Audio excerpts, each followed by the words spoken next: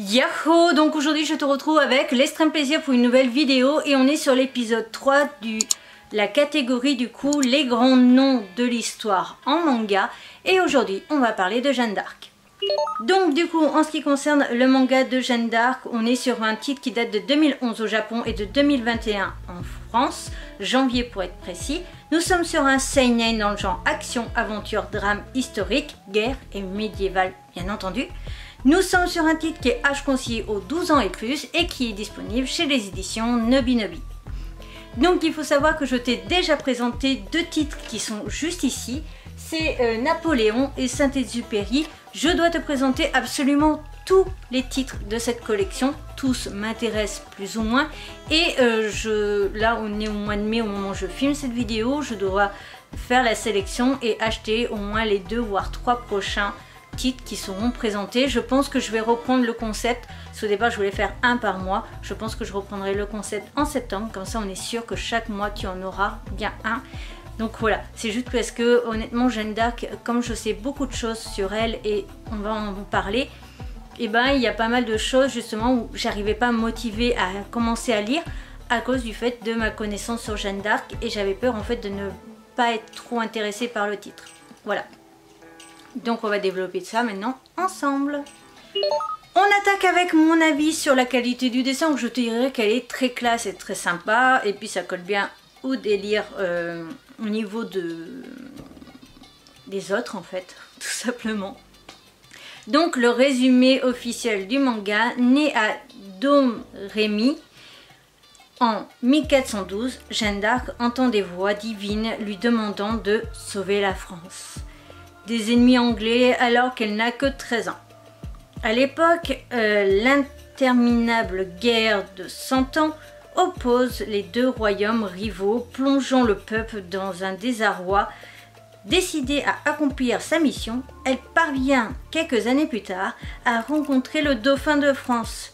Ce moment décisif lui permettra de partir au combat et de lever le siège d'Orléans, afin de conduire le futur roi Charles VII, si je dis pas de bêtises, sur le trône. Mais Jeanne d'Arc sera finalement capturée par les Anglais, accusée d'hérésie. Elle meurt à 19 ans, condamnée au bûcher. Donc voilà en ce qui concerne le résumé et je vais apporter un peu plus de choses parce que il faut savoir que du coup, bon, je ne l'ai pas fait pour Napoléon parce que tout simplement j'avais déjà pas mal de connaissances sur la vie de Napoléon, etc. De par quelques visites sur Paris ou aussi je crois que j'avais déjà vu 1 ou 2 documentaires. Saint-Exupéry, j'ai fait le bassin des Lumières qui m'a appris quelques petites choses. Je n'ai pas encore lu ses livres, mais ça ne saurait tarder. Et Jeanne d'Arc, il faut savoir que j'ai vraiment appris pas mal de choses sur elle. Et j'avais regardé déjà un film qui a été fait il y a quelques années de ça. J'ai aussi déjà vu un documentaire avant et après avoir lu le manga, il y avait quelques petites choses où je me rappelais moi du film que j'avais vu, il y avait certaines informations qui n'étaient pas cohérentes et en fait j'ai regardé un autre documentaire, je te le mettrai dans la barre d'infos parce que celui-là du coup je sais lequel c'est et en fait il y avait pas mal de choses que je ne comprenais pas et donc je vais t'expliquer les grandes lignes. Dans le manga, on voit les aventures d'une jeune fille où les parents ne sont pas spécialement riches ni spécialement pauvres. Et donc on voit bien que c'est une gamine qui croit beaucoup en Dieu, qui le prie, etc. Puis donc vers l'âge de 13 ans, elle se met à entendre la voix divine. Et donc, aussi, à aucun moment je vais me placer par rapport à la religion. Chacun on pense ce qu'il veut. Là, c'est pas le débat hein, là-dessus. Et donc du coup elle va entendre la voix divine, elle va chercher donc du coup à se rapprocher du dauphin pour aller sauver la France, car c'est ce que lui dit la voix de faire, c'est d'aller sauver la France. Il n'y a pas de souci. Le truc que j'ai trouvé dommage déjà rien que pour ce début, on comprend très vite que du coup qu'à ce moment-là ses parents sont morts, mais on ne sait absolument pas où, quand, qui, comment, pourquoi. Et ça j'ai trouvé ça un petit peu gênant.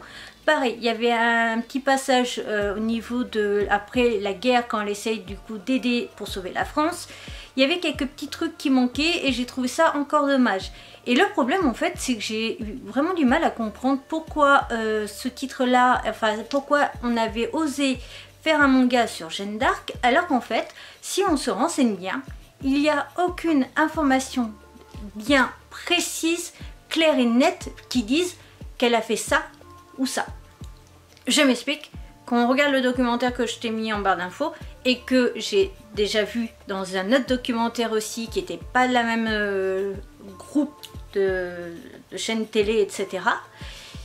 et de journalistes, et ben en fait on ne sait rien réellement sur Jeanne d'Arc parce qu'il y a toujours deux versions de toute histoire. Dans une version, elle est du coup de famille très pauvre et limite à crever la dalle. Dans une autre version, elle serait enfant de riches. Dans une version, elle serait du coup, là, tu devineras à chaque fois de quelle partie je parle, mais dans une version du coup, elle ne saurait pas lire, ni écrire, ni calculer, ni rien du tout. Dans une autre, finalement, elle saurait lire, écrire et autres.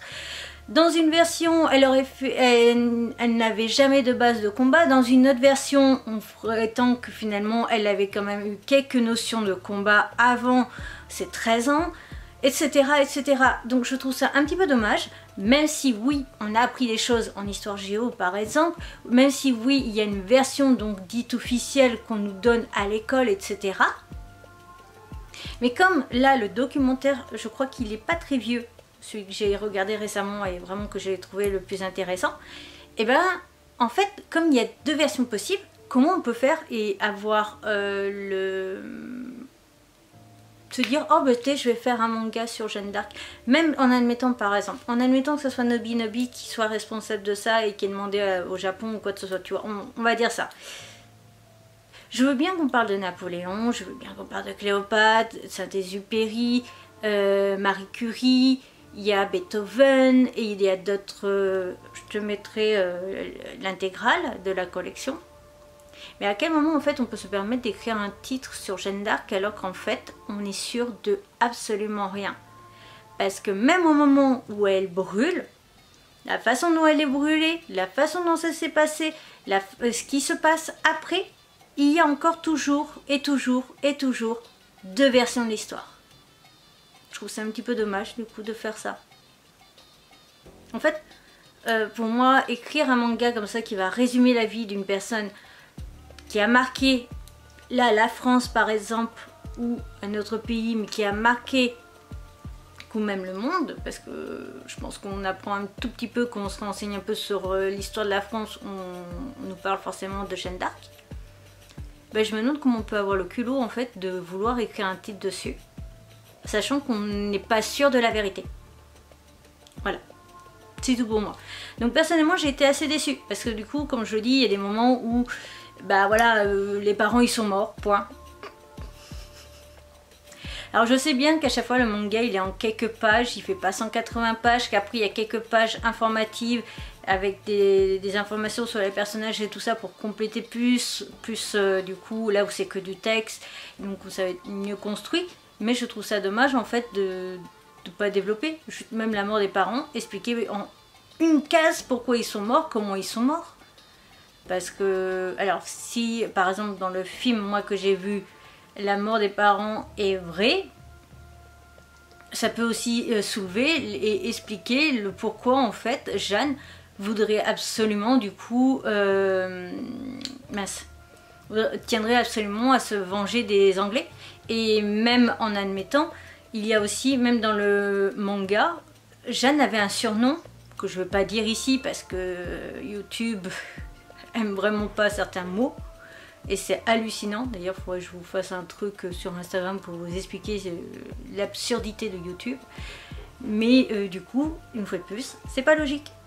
Voilà, donc c'est tout, je vais m'arrêter là parce que je ne vais pas développer plus. J'ai vraiment expliqué l'envers du décor et ma façon de penser par rapport à ce manga. J'espère quand même que cette vidéo t'aura plu. Si c'est le cas, n'hésite pas à me le faire savoir. On like, on commente ou on partage. N'hésite pas à t'abonner, c'est rapide, gratuit et ça me fera extrêmement plaisir. Et n'hésite pas à me mettre en commentaire quel serait toi le titre et donc la prochaine personne dans les grands noms du manga que tu aimerais que je présente. Sur ce, à bientôt.